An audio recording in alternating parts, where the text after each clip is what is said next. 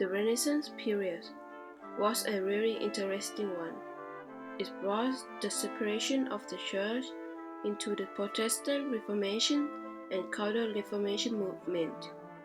This caused havoc in society and, most important, in the Church.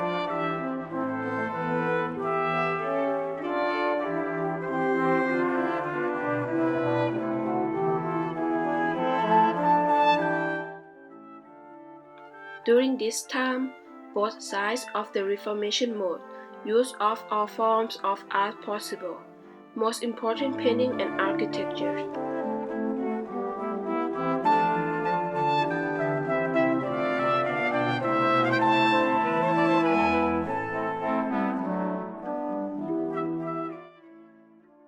In this exchange of ideas, the styles developed to this the traditional Catholic teaching become known as Baroque.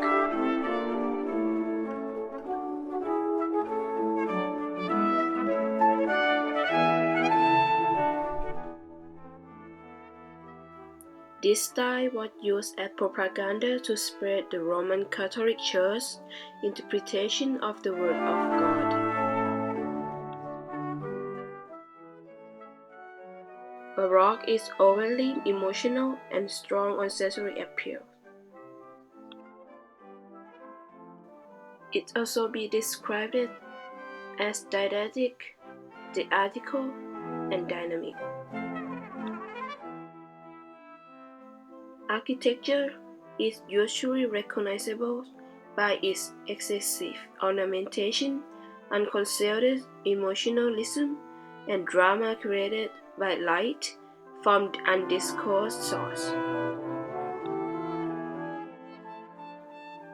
These effects were achieved through the dynamic play of concave against convex curves.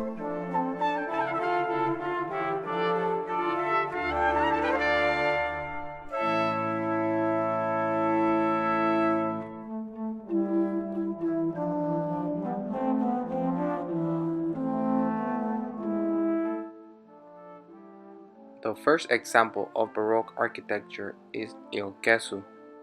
It was designed by Giacomo Vignola, whom is responsible for the design of the plan, in collaboration with Giacomo della Porta, whom designed the facade as well as the dome. In plan, however, Il Gesù, which is to your left, is compared to Leon Battista's Alberti's Santa Andrea. Both house transverse barrel vaulted chapels as opposed to the traditional hallways with columns. Yet, Vignola decided to shorten the transept as well as the nave in order to achieve great acoustic control that will then allow for preaching to be heard quite clearly. When it comes to the facade, Il Gesù's design can be traced back to another one of Alberti's churches. This is Santa Maria Novella in Florence, which is to your right. Il Gesù, though, makes use of classical orders to replace the traditional Florentine subdivision of the building.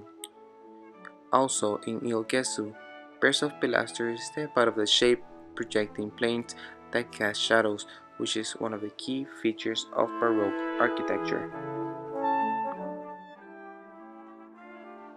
In addition, in Il Gesù's facade, one can find a pair of engaged columns that support a triangular pediment, which is then framed by a segmental pediment supported by flanking pilasters.